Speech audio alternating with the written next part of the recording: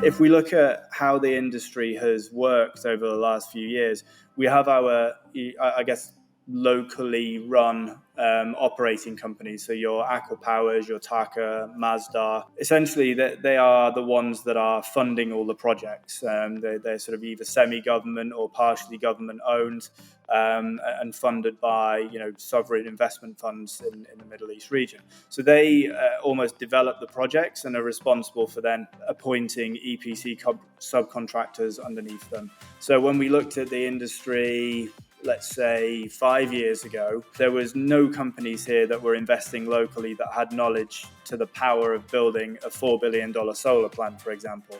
So then you have to look outside of that. Whereas now that the consideration is definitely on the companies that are going to have a good nationalization plan.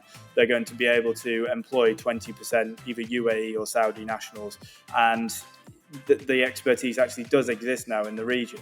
We also now look at candidates who have been in the region for a long period of time. So the UAE, for example, now has its golden visa scheme, which is for highly talented expatriates. So in the past, in order to work in the UAE, you would need to be sponsored by either a local national or a local company. So NES Fircroft, for example, we employ over 1,000 people on our visas within the UAE. We sponsor them and we second them into our clients.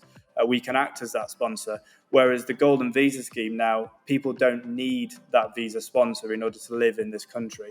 And what we're going to see is we're going to see more people migrating here to live here for the long, for a long period of time and moving from project to project.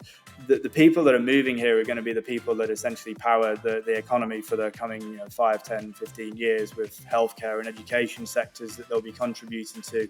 So that's really what we need to see now, is some form of incentive and nationalisation benefit given to companies that are engaging people who the country have brought here to support on this kind of on this journey to grow a domestic talent pool.